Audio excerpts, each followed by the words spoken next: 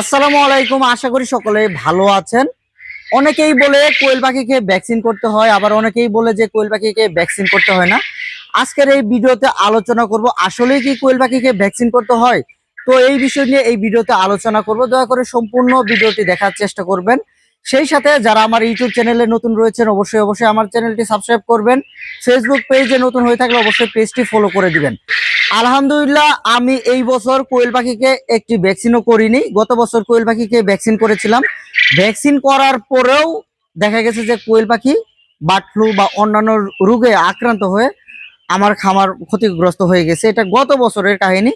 ওই গত বছর শুধু আমার না, আমার মতো আরো হাজারো খামার ধ্বংস হয়ে গিয়েছে ভ্যাকসিন করার পরেও। আসলে ভ্যাকসিন করলে কিন্তু আহামরি যে কোনো উপকার, আসলে এই কোয়েল পাখি সেক্টরে আহামরি কোনো উপকার পাওয়া যায় না। এটা আমি নিজে প্রমাণ। যার জন্য এই বছর আমি কোয়েল পাখিকে কোনো ভ্যাকসিন করিনি, দেখার জন্য যে আসলে ভ্যাকসিন না করলে কি কোয়েল পাখি রোগে আক্রান্ত হয়ে মারা যায়। আলহামদুলিল্লাহ, এই বছর কিন্তু আমার কোয়েল পাখির ওরকম কোনো সমস্যা হয়নি। মূলত কোয়েল পাখির সমস্যা হয় লিটার জনিত কারণে। কোয়েল পাখির লিটার যদি ভেজা থাকে, দুর্গন্ধ থাকে, এবং কোয়েল পাখির মলমূত্র যদি রেগুলার পরিষ্কার করা না হয়, সেই জন্যই কিন্তু মূলত কোয়েল পাখির সমস্যা হয়। আসলে ভ্যাকসিনের ক্ষেত্রে কিন্তু এই এই ধরনের যে ভ্যাকসিন করলেই যে উপকার পাওয়া যাবে এরকম কোনো ধরনের কোনো কিছু না। গত বছর কিন্তু অনেক খামারেই কিন্তু বার্ড ফ্লু ভ্যাকসিন করেছিল কোয়েল পাখিকে। তো বার্ড ফ্লু ভ্যাকসিন করার পরেও কিন্তু এই কোয়েল পাখিগুলো তাদের ভাইরাসে আক্রান্ত হয়ে মারা গিয়েছে। আসলে বার্ড ফ্লু করার পরেও যদি কোয়েল পাখি ভাইরাসে আক্রান্ত হয়ে মারা যায় তাহলে কিন্তু আর করার কিছুই থাকে না। যার জন্য আমি এই বছর কোয়েল পাখিকে কোনো ধরনের কোনো ভ্যাকসিন করিনি। এই বছর কিন্তু আলহামদুলিল্লাহ আমার পাখির কোনো ধরনের কোনো সমস্যা হয় না। আসলে যে ভ্যাকসিন করতে হবে বাধ্যতামূলক এরকম কোনো বাধ্যবাধকতা এখানে নেই। মুরগি হলে আমরা কিন্তু মুরগিকে রানীক্ষেত, গাম্বুরু, কৃমির ডোজ এবং প্রতি 1.5 থেকে 2 মাস পর পর রানীক্ষেত ভ্যাকসিন এগুলো কিন্তু করি। আসলে কোয়েল পাখির ক্ষেত্রে এই ভ্যাকসিনগুলো না করলেও হয়।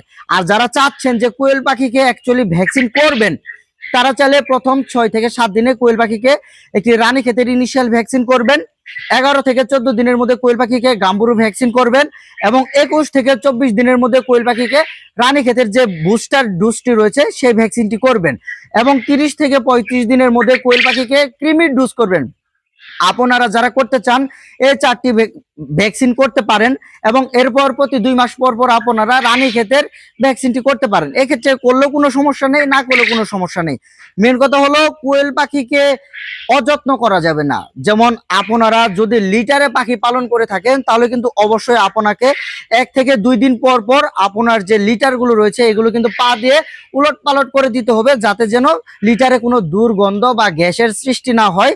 এবং যারা খাঁচায় পাখি পালন করেন তাদেরকে কিন্তু 2 দিন পর পর বা 1 দিন পর পর অবশ্যই মল পরিষ্কার করতে হবে, যাতে যেন মল থেকে কোনো ধরনের দুর্গন্ধ সৃষ্টি না হয়। আর দুর্গন্ধ সৃষ্টি না হলে কোয়েল পাখির রোগ বালাই হবে না বললেই চলে। কারণ গ্যাস বা লিটার থেকেই কিন্তু কোয়েল পাখির নানা ধরনের সমস্যা হয়। দেখা যায় যে কোয়েল পাখির ঠান্ডা লাগে, ঠান্ডা থেকে কোয়েল পাখির বদহজম হয়, কোয়েল পাখির পায়খানা জনিত সমস্যা হয়। এই বিভিন্ন ধরনের সমস্যার জন্যই কিন্তু কোয়েল পাখিগুলো মারা যায়, বা বিভিন্ন ধরনের রোগে আক্রান্ত হয়ে বা ভাইরাস জনিত রোগে আক্রান্ত হয়ে কোয়েল পাখিগুলো মারা যায়। আমি কিন্তু আলহামদুলিল্লাহ এই বছর কোনো ধরনের ভ্যাকসিন করিনি। আপনারা যারা দূর থেকে বড় পাখি সংগ্রহ করেন, তো বড় পাখি সংগ্রহ করার আগে কিন্তু আপনারা আমাদেরকে বা বিভিন্ন জনকে জিজ্ঞেস করেন যে ভাই কোয়েল পাখির কি ভ্যাকসিন করানো আছে। তো আমাদের কাছে যারা বড় পাখি নেন আমরা কিন্তু বলি যে ভাই ভ্যাকসিন করানো নেই, বা অন্য জায়গা থেকে যারা বড় পাখি নেন তারা কিন্তু অনেকেই বলে যে আসলে ভ্যাকসিন করানো আছে। আমি শিওর 99% খামারি কোয়েল পাখিকে কোনো ধরনের কোনো ভ্যাকসিন করে না। 1% খামারি কোয়েল পাখিকে ভ্যাকসিন করে। আসলে ভ্যাকসিন করা থাকলে যে কোয়েল পাখির কোনো রোগ হবে না এরকম না, আবার ভ্যাকসিন না করা থাকলে যে কোয়েল পাখির রোগ হবে এরকমটাও না। আসলে রোগ হয় লিটার জনিত সমস্যার কারণে বা বিভিন্ন ধরনের সমস্যার জন্য কিন্তু এই রোগ হয়ে থাকে। আসলে আপনারা চাইলে ভ্যাকসিন করতেও পারেন, আপনারা যদি না চান ভ্যাকসিন না করলেও কোনো ধরনের কোনো সমস্যা নেই। তো এখন আপনারা বুঝতেই পারলেন আসলে কোয়েল পাখিকে ভ্যাকসিন করলে কোনো সমস্যা হবে কিনা বা না করলে কোনো সমস্যা হবে কিনা। তো আপনারা এই ভিডিওতে কিন্তু সম্পূর্ণ বিষয়টি বুঝতে পারলেন। প্রতিদিন কোয়েল পাখি পালন বিষয়ক সকল ধরনের পরামর্শ পেতে অবশ্যই অবশ্যই আমার ইউটিউব চ্যানেলটি সাবস্ক্রাইব করবেন, ফেসবুক পেজটি ফলো দিয়ে রাখবেন।